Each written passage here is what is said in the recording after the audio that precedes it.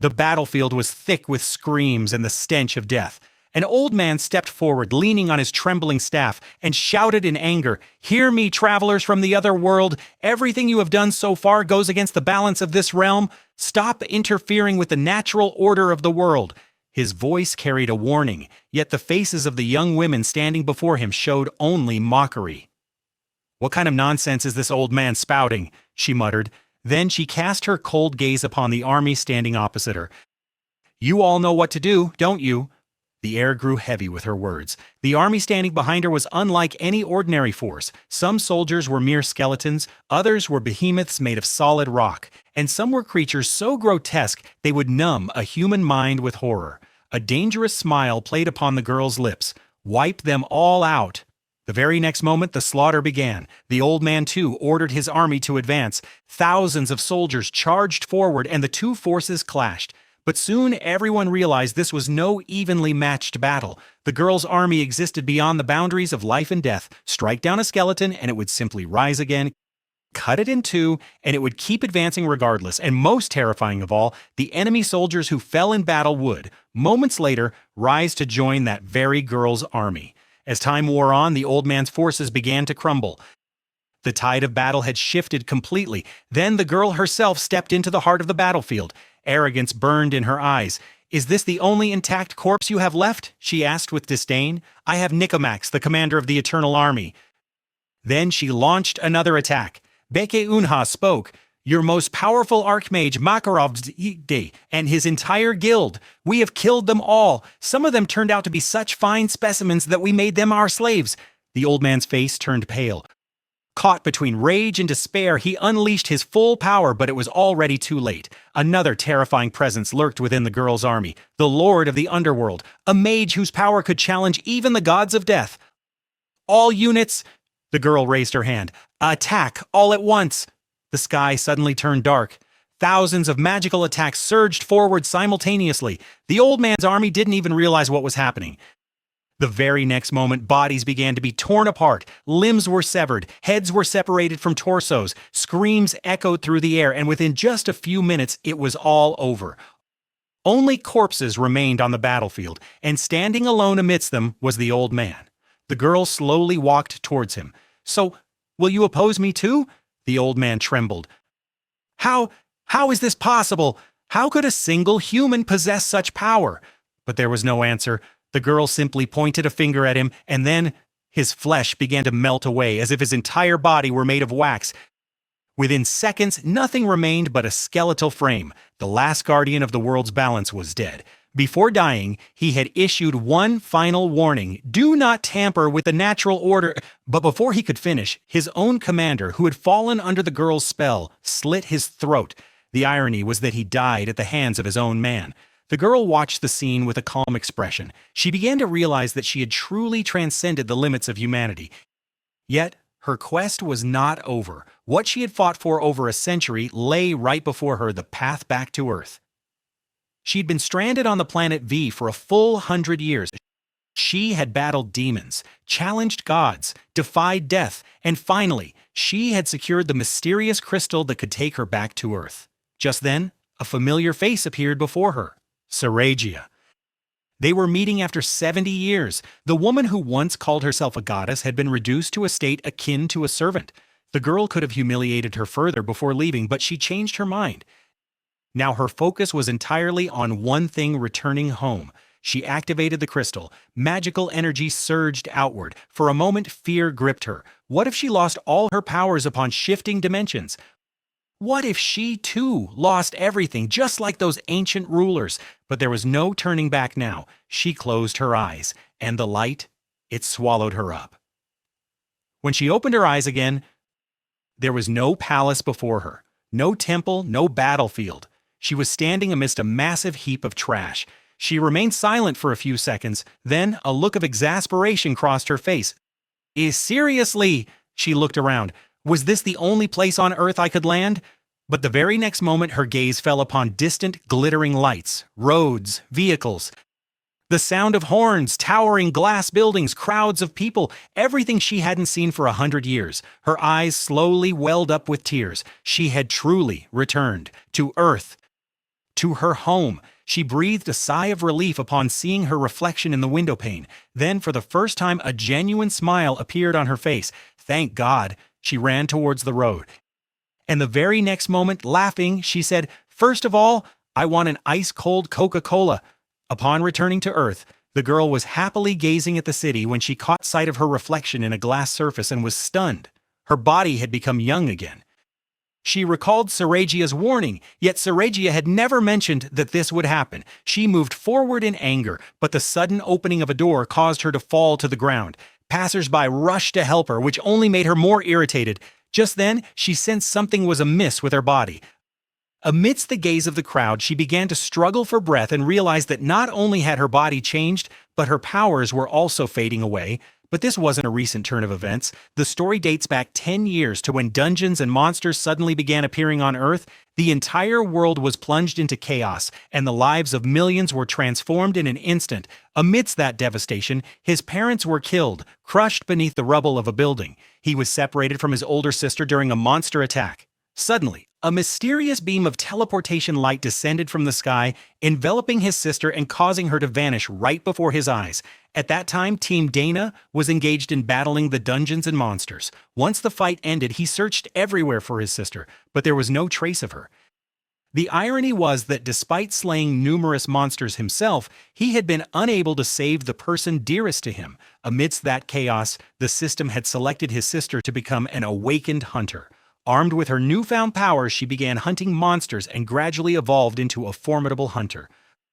The world changed after that day. Now hunters fought against the dungeons and monsters on behalf of humanity, and the survival of the human race rested upon their shoulders. The scene shifts. The present day. After completing the inspection of the dungeon, he stepped out and commended the officers present for their hard work. He assured them that their report would soon be forwarded to senior officials. Just then his phone rang. The call was from the police station. He was left completely stunned by the news he heard next. The police stated that they had found his younger sister and that he needed to come and pick her up immediately. He found it hard to believe. After all, his younger sister had gone missing 10 years ago during an attack by monsters. Finding her suddenly after so many years seemed almost impossible. Nevertheless, he rushed there to find out the truth. But the moment he saw the girl, he was even more astonished. Without a moment's hesitation, the girl pointed at him and said, "That is my sister." A mixture of belief and confusion appeared on his face. Just then, a police officer standing nearby said in a serious tone, "Yes, that is exactly what she keeps claiming." Hunter calmly informed her that they already possessed all her personal information, yet the girl remained defiant and arrogant. Outwardly, she stood silent, but inwardly, she was seething with rage. How dare these people treat the ruler of Patal Lok this way? If I regain my powers, I will turn them all into skeletons. However, her older sister was gradually realizing that this was neither a joke nor a hoax. Although the girl's appearance and features had changed completely, her mannerisms and certain habits were exactly as she remembered them in her long-lost sister. To uncover the truth, she took her straight to the hospital. The test results stunned everyone. The doctor revealed a 99.9% genetic match when comparing her DNA with the hospital's old records and the data from the bank project. The implication was clear. Regardless of her altered appearance or her claims of being the ruler of Patal Lok, scientific evidence confirmed that she was indeed the sister who had gone missing 10 years ago. Hearing this, the older sister looked at the doctor with an expression of disbelief. "Are you absolutely certain that this is her?" The doctor replied in a serious tone, "Yes, there is no doubt. She is definitely your sister." After a brief pause, he continued, "The real issue isn't her identity, but her mental state. I don't know how her appearance changed so drastically, but her behavior suggests she has suffered severe mental trauma. It is possible that living in fear and under harsh conditions for such a long time has caused a profound shift in her personality. It is a problem often seen in those who return." Hearing this, lines of worry deepened on the elder sister's face. She stood stunned for a few moments, as if every word the doctor spoke weighed heavily upon her heart. The doctor said, in a low yet grave tone, that no one could fathom the extent of the torment she must have endured in that other world. The darkness of death, war, and isolation had shattered her spirit to its very core. He went on to explain that in such circumstances, the mind often constructs a false reality as a defense mechanism. Perhaps that was why she had deluded herself into believing she was the ruler of the Netherworld. The anger she harbored toward humans stemmed not from malice, but from the very pain and fear she had endured for years. The elder sister's heart grew heavy as she listened to the doctor. The pain regarding their lost bond deepened within her. The doctor gently remarked that her greatest responsibility now was to care for her, as she was her only true anchor. After a moment of silence, the elder sister took her along. Finding her sister before her after 10 years, she felt a mixture of relief and heartbreak. She embraced her tightly, as if afraid she might lose her again. With tear-filled eyes, she silently vowed to keep her safe no matter what. With a faint smile, she said, "All right, let's go home." Almost a year had passed. That morning, the elder sister was standing outside her room, just as usual. She said in a concerned tone, "Hey, were you up all night playing games again? That isn't good for your health. You should sleep on time, and if you're going to stay home, you ought to get some exercise too." Then, glancing at the clock, she added, "I have to attend a meeting at the fort today. Make sure you eat the food in the fridge when you wake up." She paused for a moment and smiled. "And oh, we're going out for dinner this evening, so be ready before I get back." With that, she left for work, while a deep silence still hung over the room. Her life had become incredibly mundane and tedious. She would wake up late, fill her stomach with leftovers her older sister had left in the fridge, and then spend the entire day playing games and watching YouTube. Sometimes she would wonder where her life was actually heading. After fighting and surviving in another world for 100 years, her days were now passing without any purpose. Her love for Coca-Cola remained unchanged. Occasionally, she would sneak out to grab a cola and sit at home sipping it. Her life had been going on like this for nearly a year. The fear of losing all her powers and the dread of facing the public had confined her within the four walls of her home. But one day, while watching YouTube, she stumbled upon a program about returners. It featured people who had returned from other worlds. According to the report, some returners had misused their powers. Consequently, they were deemed extremely dangerous and designated as high-level targets. Hearing the stories of the returners made her pause and reflect. After all, she too had returned from another world, a place where she once possessed powers that made entire armies tremble.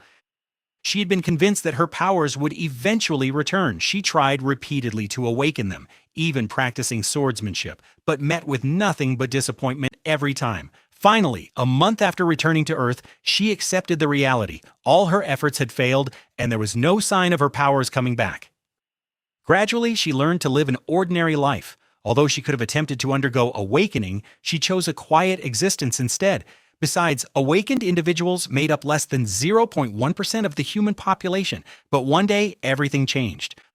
While watching the news on YouTube, she caught sight of her older sister. The report highlighted the outstanding performance of an A-rank hunter during a mission. Seeing her sister on the screen brought an involuntary smile to her face. She felt a sense of pride. As one of the country's most famous A-rank hunters, her older sister was practically a celebrity. Her face frequently appeared in newspapers, on television, and in advertisements. Thanks to her sister's fame and earnings, she was living a life of comfort. Eating, gaming, watching YouTube, and sleeping, that was the extent of her world. But one day, she suddenly felt ashamed of herself. She had once been one of the most terrifying rulers of the other world, yet here she was, spending her days aimlessly. Just then, her gaze fell upon the crystal she had tucked away some time ago. The moment she saw the crystal, a thought flashed through her mind. "I've gathered everything I need. Perhaps I should give it another try." She had recently stumbled upon a small clue regarding her lost powers, a low-grade mana stone capable of storing energy. The stone didn't belong to her, yet it held the energy of death within it. That was when she recalled something crucial. Even though her powers were gone, her knowledge remained. Over the course of a century, she had mastered countless magical arts. If she simply needed to utilize energy from an external source, perhaps she could still cast magic. With this thought in mind, she immediately began to experiment. She slowly chanted the incantations and activated the magical ritual. Strangely, even though she couldn't sense the energy of death, the process felt incredibly familiar, as if she had performed it 1,000 times before. As she attempted to harness the energy within the mana stone, it suddenly began to glow.